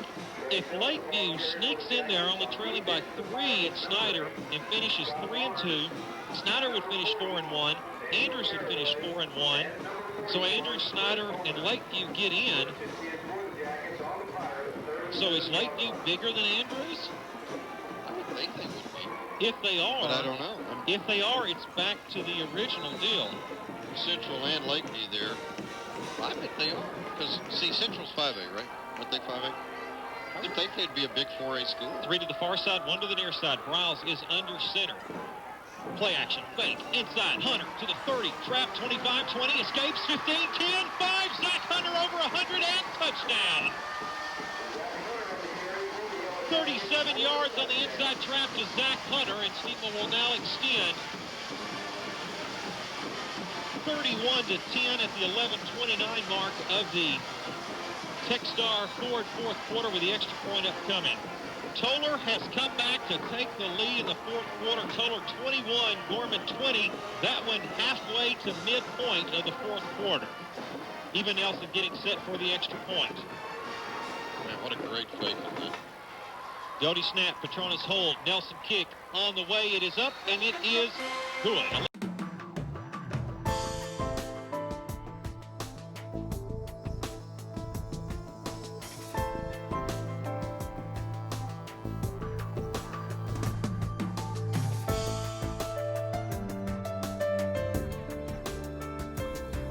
Birch getting set to kick off for the Jackets, and expect the Pooch variety as Johnny gives us the last scoring drive. Summary of one play, 37 yards, took 10 seconds. Hunter on that 37-yard run, PAT good, 32-10. Our scored summary brought to you by Loopies. I got a thought on Hunter right after this. Virgin's kick, high end-over-end kick, will be taken by Marsden at the 18, at the 20, 25. Makes one man miss, but not the next group as he is tackled at the 30-yard line. That's a good way to put it. Zach now 132 yards on 13 carries. That puts him at 974 on the season. Is this the largest output for Zach in a game this year? I think so. It's pretty close. He might have had 137. It's been close, though. Well, and with 11:18 remaining in Stephenville, if they decide to keep the ball on the ground, which I think is pretty safe. Then you can expect maybe he has some more tonight, unless a lot of other guys get some playing time. But the first team offense predominantly is still in the ball game. 32-10, Stephenville on top of Granberry at the 11:18 mark. The Techstar Ford fourth quarter. Beck under center for the Pirates, up at the 30-yard line, hands the ball to Quinn. Quinn gets out to about the 34-yard line, a pickup of 4 on the play. Here's a question we might want to get Steve Ross to ask the coaches. Maybe he can. Oh, I think he's wanting us to go to him. Steve, you got some insight on that big school, little school thing? Yes, Lakeview's bigger. All right. So I already took the survey down. Okay, so it doesn't change a thing then. Andrews would still be the team we'd play. That's correct. Well, come on, Mustang. I'm surprised at Big Spring beating Sweetwater 35 now to 7. I don't know there's as much surprise about that. If Lakeview can come back and pull that upset, that's the real shocker, because everybody feels like Snyder's by far the best team in that district. Very good. Back under center, handing the ball to Quinn again. He gets out to the 38-yard line. He'll be about a yard short of the yardage needed for the first. Steve, I want to come back to you and see if you've had a chance to listen to the coaching staff. Have they talked any about who's going to come out to play the next offensive series? No, they haven't gone over that yet, but I would imagine you'll see the starters. This has not been just a sterling performance by the offense. They've played well. They've done what they need to do. The offensive line has blocked well, but they need to get on a roll going into the playoffs. Coming up after this, we'll have our first cross-timbers orthopedics injury update of the game, too. All right, we'll come to you after this play. Beck again under center, twins to the near side. One back behind Beck. Beck giving the ball to the left side is Quinn. Quinn will be stood up at the line of scrimmage, but then powers his way forward to get the first down. Credit Quinn, hard running back in the ball game now. Quinn is going to be somewhere around 117, 118 yards. Stevie with the update. Yes, it's good news from the sidelines tonight. Nobody really even nicked up tonight. And I talked to Craig Parks before the game. He was able to get a lot of running in his rehab this week. He feels really good, and he's real excited about getting back on the field for the playoffs next week. And with another week of full workouts for him, I bet that makes him even stronger. All right, to thank Steve, it is 1st and 10 for the Pirates at the 42-yard line of their own. 32-10, Stephenville on top of Granberry at the 9:28 mark and counting. Tick-start forward fourth quarter. Beck under center. Once again, handoff over the left side is Quinn, and he's stacked up behind the line. Gordon Carroll along with Harris there immediately for the Jackets. A loss of 1 on the play. It'll be 2nd down and 11. Well, we've talked about Granbury playing hard all night. I think it's safe to say this Stephenville team's been playing pretty hard all night as well. You can see excitement there. Carroll, as he strung that one out, made the tackle along with Harris' help. The score at the half, Dublin 28, Comanche 13. Slow game there. Yes. That was last score we had. Oh, 2nd and 11. We'll probably get an update on that one here in just a second. It might be being whispered it as we speak. Beck is under center once again. Play action now, throwing the deep fade pattern up for Marsden. Marsden with a great catch, but the officials will say he's out of bounds. That was a great play. Boy, and credit the official right in front of all the Granbury coaching staff to not give Marsden the catch right in front of them. It was very close whether he was in or not, but the official very emphatically said he had a foot out of bounds. Looked like that right foot came down just as he caught the ball. Get some smug looks in here. 3rd down and 11. I think Justin likes being an engineer, but I don't think he likes having to be the score taker. You think? I love it. So 3rd and 11 for the Pirates at their own, just outside their own 40-yard line. 8.5 to go here in the Tech-Star Ford fourth quarter. Stephenville 32, Granbury 10. I formation, draw play to Quinn. Quinn trying to get to the outside, and he'll be run down by Gilson and Monk. Another loss in the play back to the 40, and it'll set up 4th down, and the Pirates will be forced to punt. That was just a great defensive series right there for the Yellow Jackets. Completely shutting the Pirates down. 4th and 12 for Granbury. As back deep is Feltz.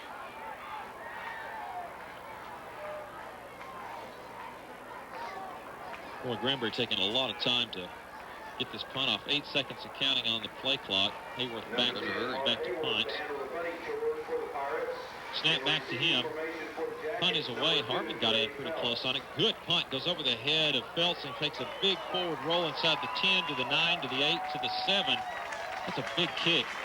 53 yards on the boot for Hayworth. And I think Jay Cobb, statistician, said it best. Somebody's going to pay for that young man's college. As a flag comes down in the middle of the Granbury people, like 20 yards away from the play and a long ways away from any Stephenville people. This is unsportsmanlike against Stephenville. Unsportsmanlike against Stephenville again?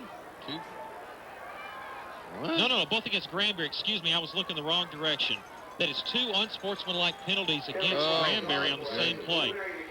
4 minutes to go in the game in Gorman. Toller 28, Gorman 20. 4 minutes remaining. And if things play out like the way they are looking right now, Stephenville will be playing Saturday afternoon at 1:30 against Andrews. And right here on KSTV on Friday night at 7:30, you can hear Toller playoff football. I believe they'll be taking on Baird. 32-10 the score. Timeout taken on the field. We'll take one with them. Back in 1 minute on KSTV. 1st and 10 for the Jackets out at the 22-yard line. They only enforced 1 of the penalties called. Pitch back to Wooten. Wooten good running across the 30, 31-yard line. A 9-yard pickup for Wooten. And another late flag comes down. We're going to get Doty on that falling on the pile. All he really did was fall on the pile. Yeah, I guess after the last Peterson got that one called his way.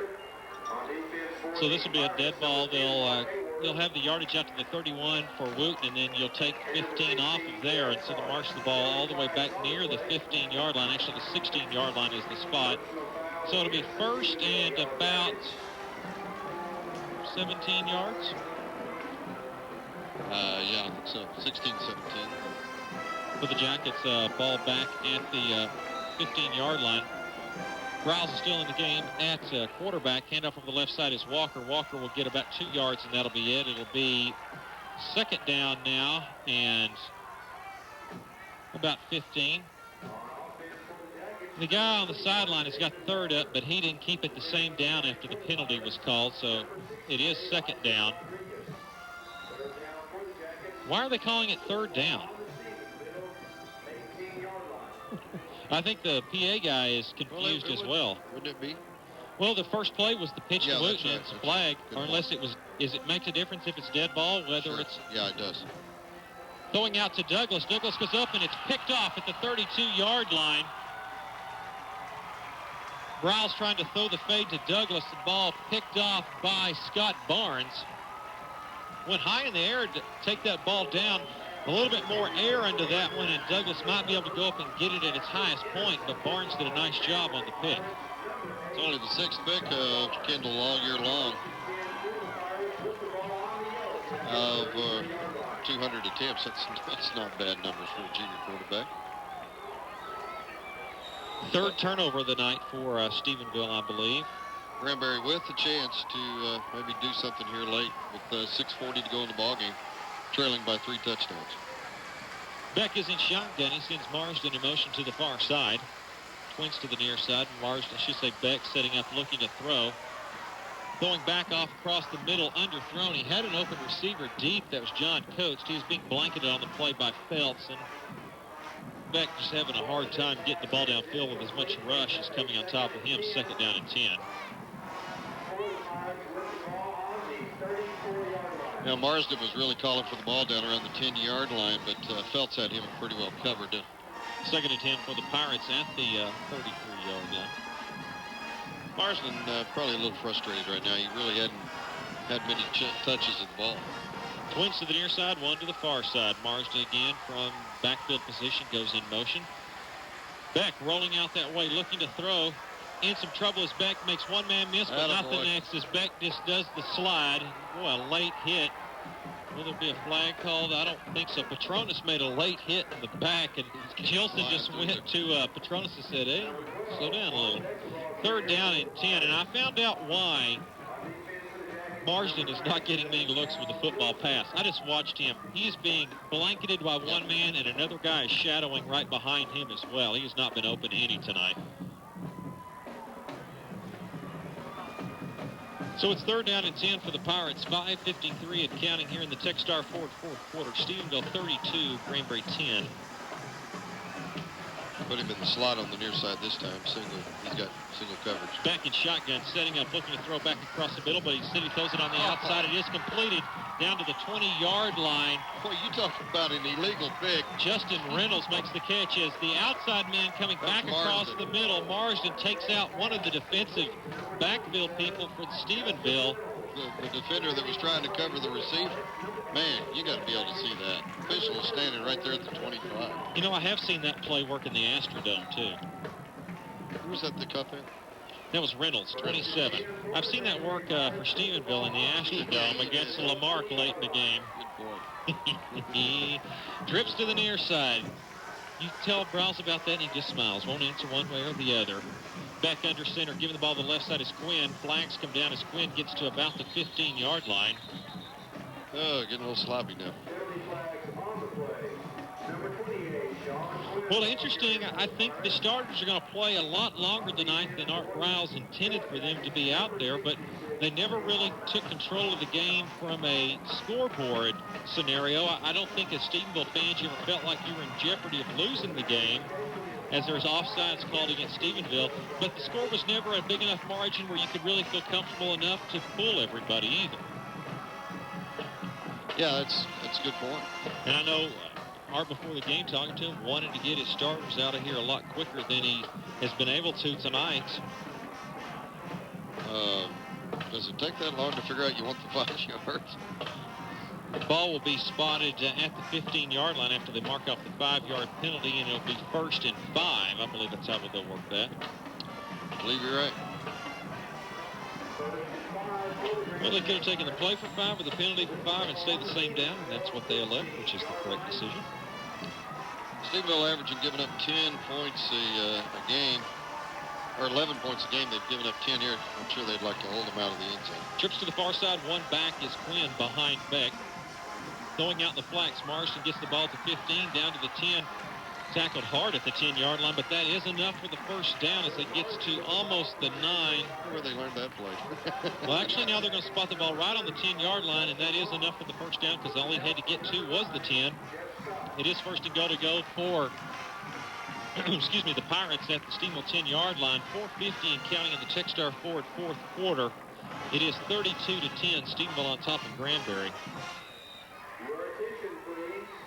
Chris Sparling and Jimmy Shane. This guy does not quit, does he? Well, he's worn out as we are after a Money's football worth. game. Beck is under center, the one back behind him. Quinn again. Quinn takes the handoff on the left side, gets down to the 7-yard line as Gordon Carroll's having a big night. He's been on a lot of tackles today. Gain of 2.5. Yeah, they'll give him inside the 8. Just the 8-yard line, so it's a gain of 2. We're getting some updates on a lot of other games going on around the area tonight. A lot of playoff implications. Be sure and stay with us tonight after we're done in the postgame show for Shane Hollinger with the scoreboard show tonight, as he will go through all the finals tonight and the playoff potentials, what that sets up. Beck is under center as he sends Marston in motion to the far side, giving the ball to Quinn. He'll be wrapped up by Gordon Carroll again back at the 9-yard line, a loss of 1. You know, here's something I don't, you know, fans, I never understand fans. There's people leaving right now. Well, on the Granbury side. It's Granbury's last game of the season. And they're about to score. They're playing a well of a ball game. And they're about to score. Let's see if we can update. No change in District 5-4A. Let's look over in District 7-3A. Dublin on top of Comanche, 43-20. Illegal shift penalty was called against Granbury. Stephenville will decline it. Go ahead. DeLeon 14, Millsap 12. That's in the third period. DeLeon trying to hold on to win the district championship. Do we have a final yet from Toller?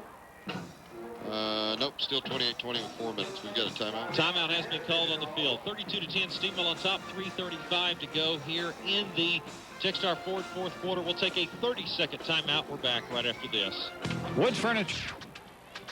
3:35 to go here in the Techstar Ford fourth quarter. Stephenville 32, Granbury 10. Granbury takes the timeout. Is that their last? No, they have one more timeout remaining through the Pirates. It'll be 3rd down and 9 to go. 3rd and goal to go from the 9.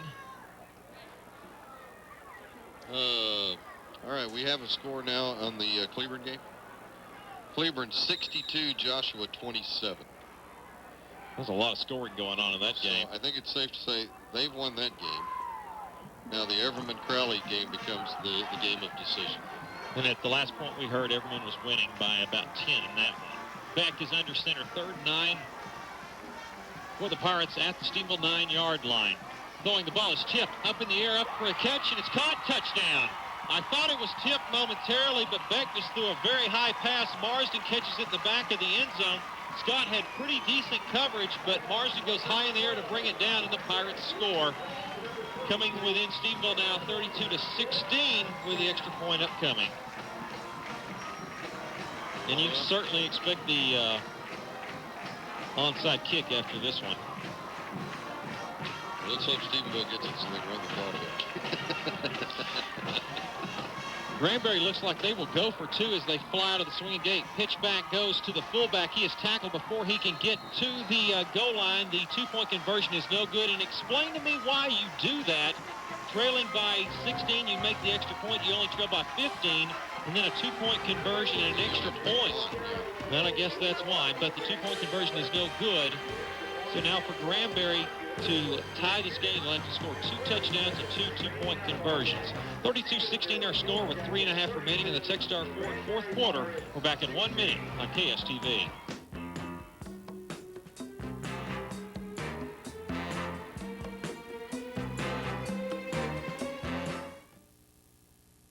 Yards took 3:10 off the clock. That's brought to you by Barnes & Hayworth tries the onside kick. It's tipped straight up in the air. It's up for grabs. It's a big pile-up for it at the 44-yard line. Douglas went high in the air to get the ball. It went off his hands, and Granberry has gotten on the football at the 44-yard line. Stephenville territory.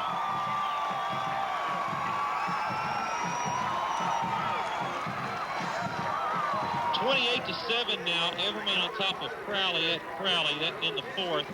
Cleveland 62-27 over Joshua in the fourth. Brownwood 34-7 over Burleson in the third.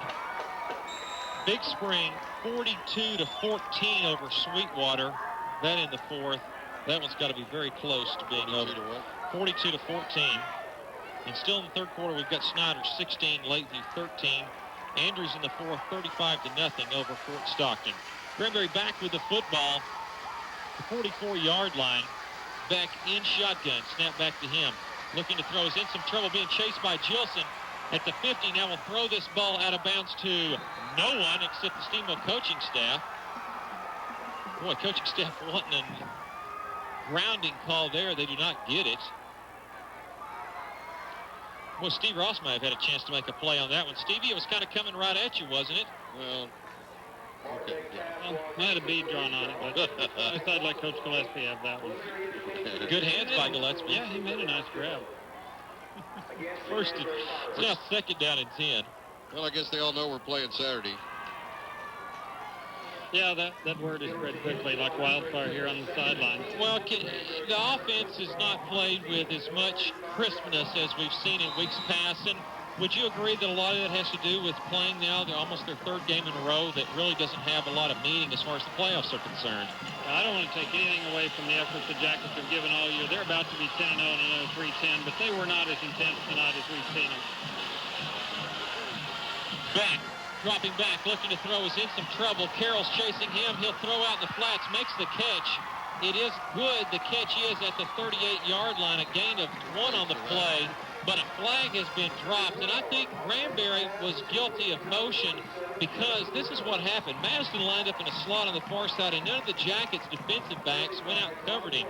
Beck saw that and hurried his team to the line to try to get a quick pass out to Marsden, but one of the Jacket defensive backs, and I believe that was Phelps, recognized it, ran quickly over in front of Marsden. Beck could not make the play, and with all that confusion, I believe the Pirates did jump off sides. It is against Granbury because Gilson is talking with the officials. Yep. We're going to decline that. It is declined.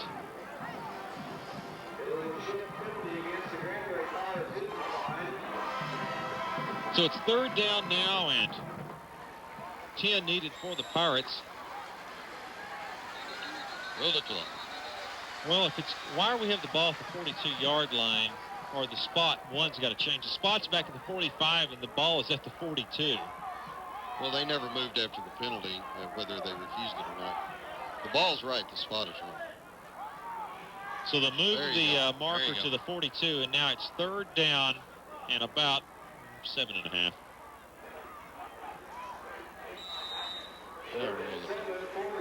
2:53 and counting in the tick start fourth quarter. Steamville 32, Pirates 16. Yada, yada, yada. Twins to the near side, one to the far side. Two back standing next to Beck in shotgun. One of those is Marsden, and now it goes in motion to the far side. Snap back to Beck. Beck trying to set up the screen on the near side. He's in some trouble, though, and he'll throw this one away. Good job by Beck just to get rid of the football, and now it's fourth down and 7. Cal Gilson in some extracurricular activities on the near sideline. Flags down the play. I don't see where they are. Oh, here it is on the near sideline, right in front of the Granbury coaching staff. I think it was right there where Gilson. It is personal foul against Granbury. Yeah. It looked like a shot on Gilson from, was that 61? I think it was 61. For Granbury. Here's the final from Brownwood, Burleson, rather. Brownwood 41, Burleson 7.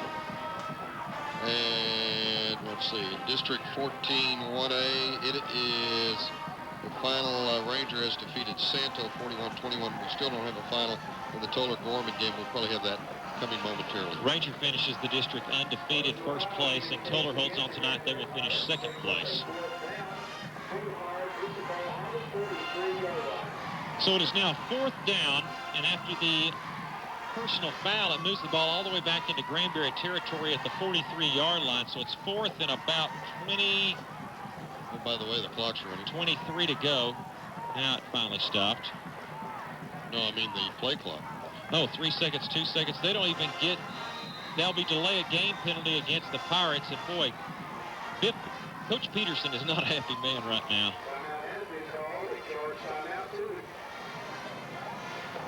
Pirates will be forced to punt. It's not a timeout. The Jackets might want to get back out there. Stephenville runs to the sideline because they thought it was a timeout. Now they quickly run back to the middle of the field and get ready for the punt return. Phelps is going to be back deep for Stephenville, or will they punt? Yeah, Hayworth is in the game. Punt for the Pirates. Mark Hayworth's had a nice night tonight. Long field goal and had some big punts. No one back deep for Stephenville. It's running a fake, throwing out in the flats, incomplete. Pirates trying to run a fake off the punt. Pass is incomplete. The ball will turn over on downs to Stephenville at the 38-yard line. Simply a snap to the up-back trying to throw out in the slot. Well, this one finally almost over. Phelps is in the game now at quarterback, so you can expect Stephenville just to run a few plays, and once they get the clock in under a minute, probably take a couple knees. 1st and 10 for the Jackets at the Granberry 38-yard line.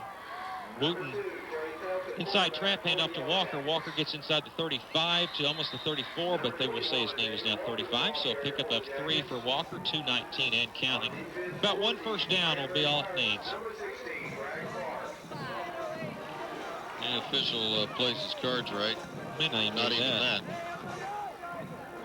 He's doing a good job. 2:05, he finally whistles it in.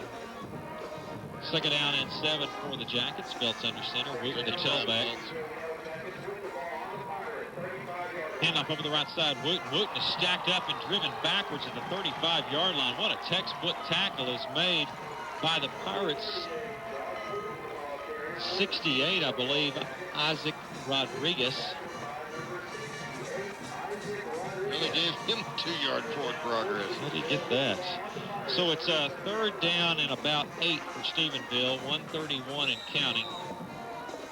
Take your time going to the line. We snapped the ball that time like 17 seconds on the play clock. Well, we're doing it. Phelps will wait in the huddle with the offense. 10, 9. He'll quickly run them up to the line. 3rd down and 8. 4 seconds on the play clock. 2 seconds running the option to the near side, giving it straight ahead. The ball is loose, and Granberry's gotten the football at the 36-yard line. That was a handoff that never had a chance. 4th turnover of the ball game for Stephenville got that football. I watched 2 purple jerseys fall on that ball. Somebody from Stephenville must have gotten underneath and wrestled the football away. Why are we stopping the clock? There as the referee winds his arm. 55 seconds to counting. 4th down, and Stephenville will probably go for it. Not sure. 4th and 8 upcoming. If they don't make it, Granbury will have time for 1 play.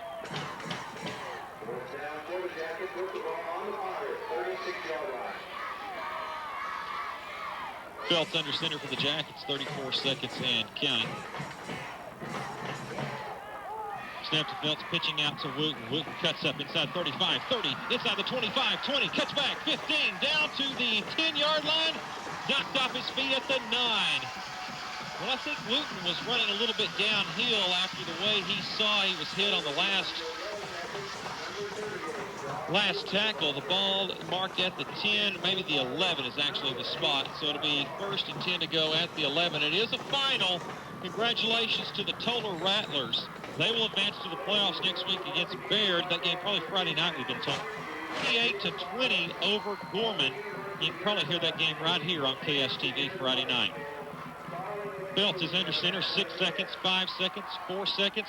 Pitching over the left side is Walker. Walker inside the 5, keeps his feet, and that will do it. Techstar forward, 4th quarter comes to an end. It's a final. Stephenville 32, Granberry 16. Right on the playoffs. Stephenville 10-0 in the regular season. Now 20 straight wins for the Yellow Jackets as they start the playoffs next week in Shotwell against Andrews Saturday afternoon.